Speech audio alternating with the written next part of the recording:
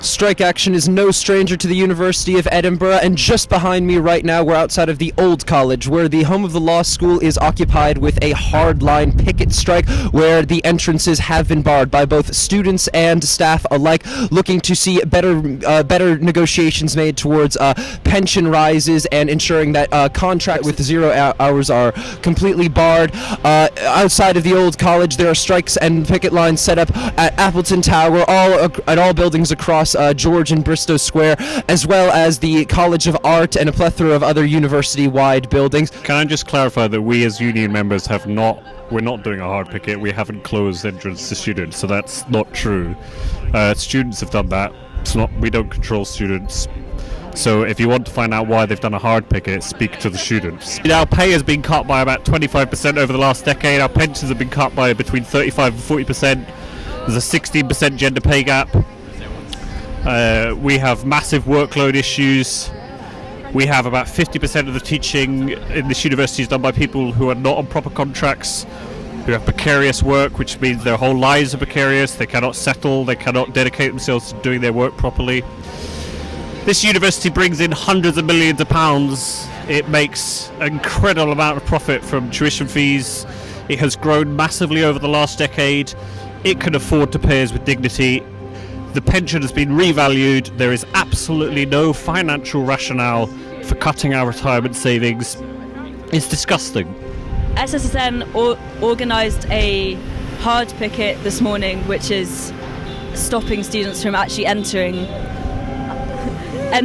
this university building, which UCU is not part of because So SSSN organised that in solidarity with UCU, but SSSN also runs like teach outs and other kind of like collaborative teaching exercises to try and increase student access to the like providing solidarity with staff, and also access to like kind of radical learning and alternative ways of teaching and stuff. But I think the point is that the Old College is the oldest part of the Edinburgh University, and it represents kind of the old heart of the institution. This institution isn't responding to the strikes, and this for us felt like the best way to communicate that. I'm here with Lena Vonglin, the president of UCU Scotland. Workers' rights are human rights, and I think, staff working conditions are student learning conditions, so I think it was just it wasn't even a question of whether or not to join or whether or not to get active, because we represent staff, we represent the university. So the union is growing, so our union UCU is growing, but the entire union movement is growing. I think people are realizing that sadly your boss doesn't always want the best for you. You need a union to stand up for you. So I think what we're doing is we're getting members all over, humanities, social science, STEM subjects as well. What do you believe we can expect to see from these strikes in particular? Is there going to be more success in achieving the actions that the union desires, or do you believe that more action will be necessary to achieve them? I would say it is up to employers to come back to the negotiation table and speak to us. I hope we don't have to go on strike. I wish we don't have to go on strike next week. I wish that the employers would come back to us and speak now, because then we wouldn't have to. But the fact is, half of all academic staff are on fixed-term contracts. I've had more than 20 contracts over the last 8 years. I'm currently employed on 2 different contracts here at Edinburgh, 2 different contracts at other universities. It's not sustainable. It's not sustainable. It's bad for students. It's bad for staff. So, I'm hoping there will be no more action, because, believe it or not, I prefer teaching to standing out here in the cold, even though the company's lovely. We can't work 60-hour working weeks. We fall ill. We're exhausted. Can't work on five different contracts at the same time, which is what I'm doing at the moment.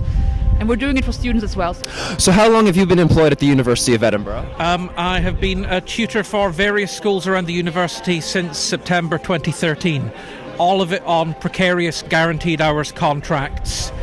And I'm absolutely sick of it. There is no sign of a proper contract for me anytime in the future unless this strike wins. And in regards to that, what are some specific actions that you'd like to see, or potentially top priorities you hope to attain by striking? A pay rise in line with inflation, at least. An end to the use of guaranteed hours and other precarious contracts. action plan to close the gender, race and disability pay gaps, and a program worked out between the employers and the union to reduce the amount of overwork. Lots and lots of staff work far more hours than they're actually paid for, and that's just not fair. This is the biggest mandate that we've had for a strike. This is the first time we've had the whole union all out at once, so hopefully that will bring things around. I'd say to any students who are angry about missing out on education as a result of this strike, this is because the university is not treating their people right, and it's not your fault. If you want to get mad, absolutely get mad. You have a right to it. Email and tweet at the principal, at the Employers Association, at the university itself. Tell them to do right by their people, because we are working hard for you. How does the union in particular seek to aim to get outreach and greater understanding between students and just understanding the industrial action and strike that is occurring? So yeah, the union has outreach with various different organizations, so we do coordinate messaging and things with the Staff Student Solidarity Network, but it also comes down to union members ourselves, right? So I always try and talk to my students to let them know about the action, or we're on Twitter. There's information out there. We coordinate also with the National Union of Students. So yeah, if you check things that there'll be some information at TVIT, for example, for students here who want to get involved. But yeah, people are on Twitter, Insta. I think the Staff Student Solidarity Network is also on Instagram, although I'm not on it myself. I'm not that cool. But yeah, we try and get the information out by word of mouth. I mean, hopefully people will see the action, right, and get inspired. Our working conditions are your learning conditions, right? And so yeah, if I can't pay my rent, I'm not going to be able to teach the class. So that's pretty important for the institution, right? I've got 4 jobs at 3 institutions. One of them's just not paying me. I get hired on 3-month by 3-month contracts, which makes it really hard to plan a life. Yeah, the wages haven't really gone up. So yeah, I'm struggling to pay for the things I need to pay for, right? In life, we all have gas bills we got to pay, right? That's an issue that we all face. So I personally would like to see an end to casual contracts. Yeah, I mean, I'm currently looking for pay for next semester. I've been told I might get some teaching on some courses somewhere, but I don't know, right? And rental contracts are not on a month-by-month basis, so I need to be able to plan a future in some way. And if you could just describe what casualization looks like, because I think that process might be just as something could be different in regards to different departments. In particular, in the language department, what does that look like under the different language degrees?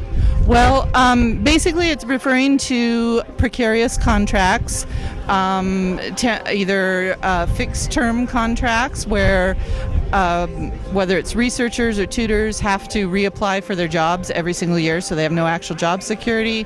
It can be 0 hours contracts, anything that just makes your job insecure. And in my department, in Spanish, Portuguese, and Latin American studies, we've managed to reduce quite a few of those precarious contracts, but they still do exist across the department, across literatures, languages, and cultures, and across all the schools in the university. I'm here with Tommy Shepherd, the Member of Parliament from Edinburgh East. Thank you very much for agreeing to be interviewed. It's a pleasure. Glad to be here on this windy morning. Absolutely. No, I've seen you've braced the weather as well as everyone else who's striking out today.